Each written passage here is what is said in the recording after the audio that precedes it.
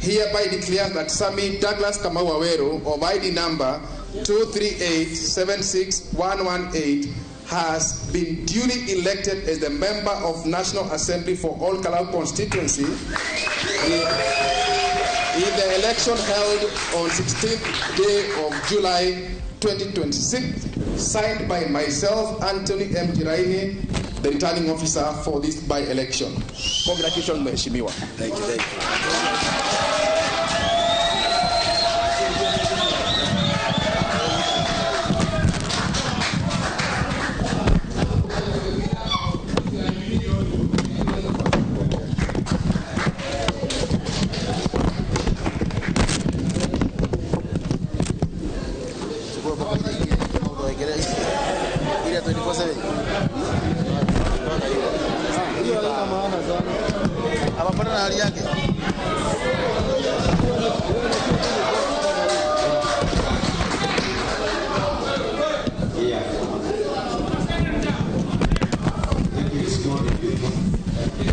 Good morning, everyone.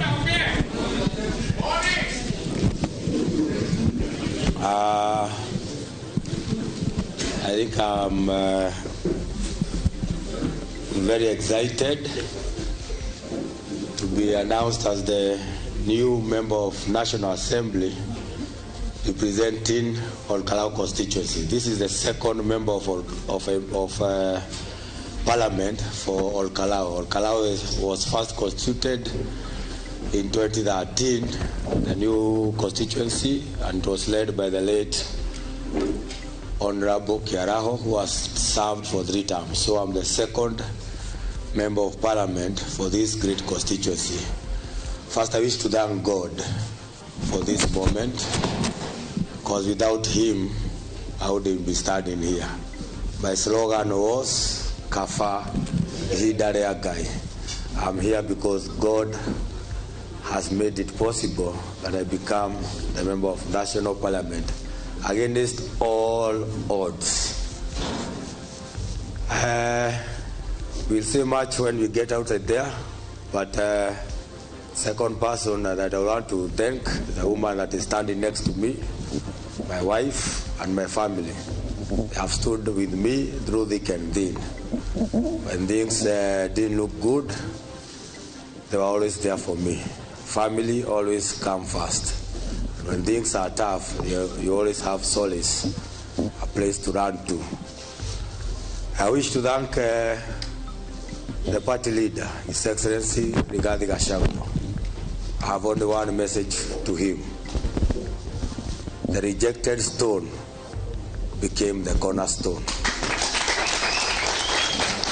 They may have impeached you, but today you have made a statement that the king of the mountain, that the party of choice, the man of the hour, the man of the moment, the man who will lead our country into the future in 2027 is none other than Rigathi Gachagua.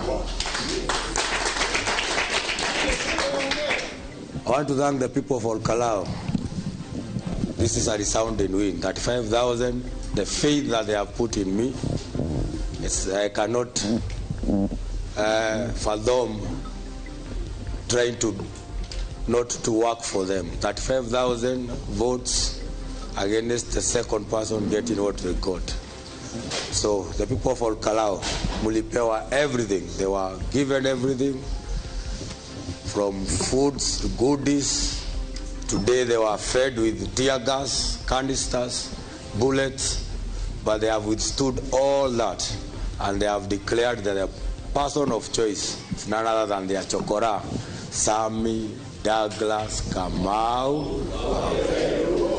Thank you so much, the people of All Kalau. I will serve you diligently with the best of my ability, and I pray God to help me serve you the best that I can. I've always been telling you that has been my prayer to God, that He does not only give me the seat, but also gives me the wisdom to serve you in the best way that you can be represented.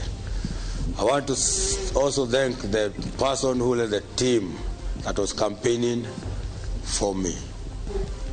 It's the party secretary general, I wanted to say His Excellency, but it's not yet His Excellency. Honorable Senator Kafa Medo. Medo has dedicated his time, dedicated his body and spirit. He has put all his life onto this campaign. I want to immensely thank you for that. It's a lot you have sacrificed. It has not been an easy ride.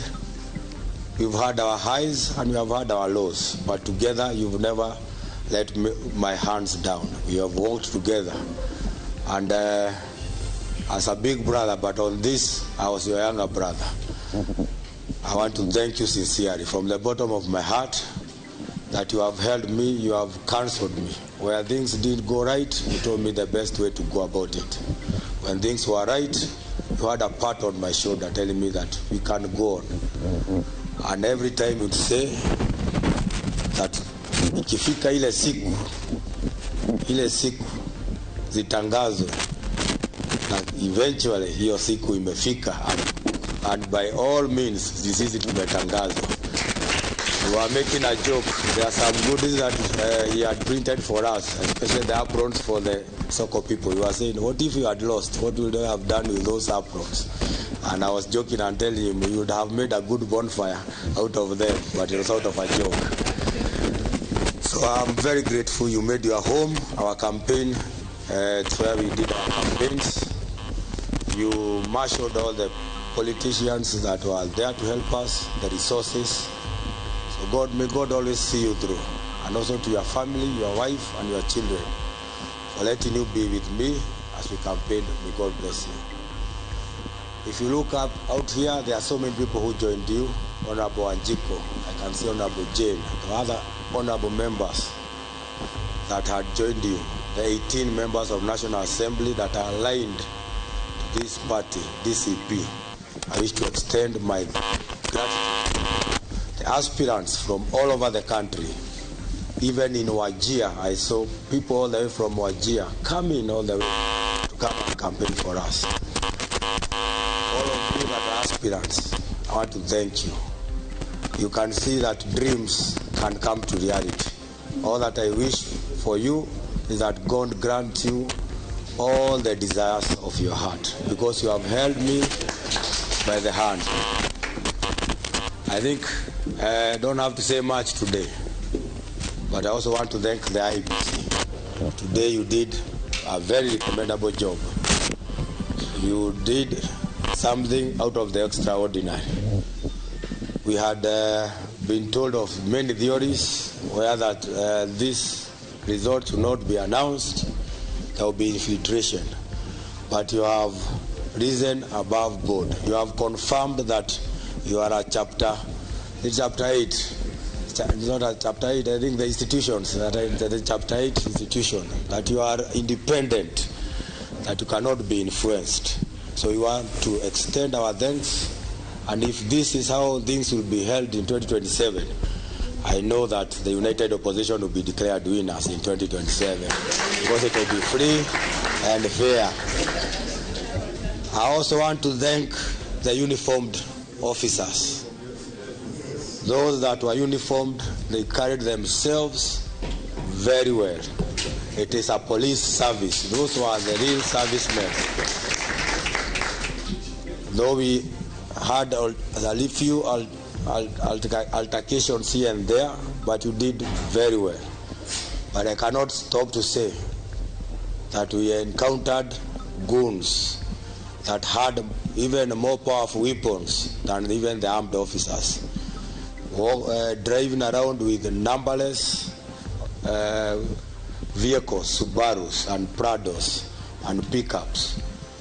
For them, I wish to tell them, today it is very shameful of you that even a life has been lost today because of your endless maneuvers within Olkalau. We were even forced to take care of our own security, running after you as you try to infiltrate these police stations.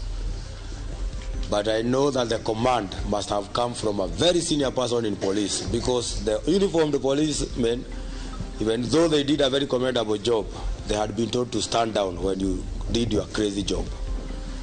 It is very shameful. Even members of the National Parliament would be spotted in those Subarus. But the will of the Lord today has prevailed over your reckless behaviors. So that is all that I have to say today. May God bless you. And also a statement to the national government. I hope you can see the writing is in the wall. The people of Olkalau have spoken. The government is not doing well. People have been saying it. Today you have seen it. And as we have been saying in our local dialect, the president today has been whitewashed. Ruto, Koruto, Buruguto, Karao. God bless you all. Thank you so much. I know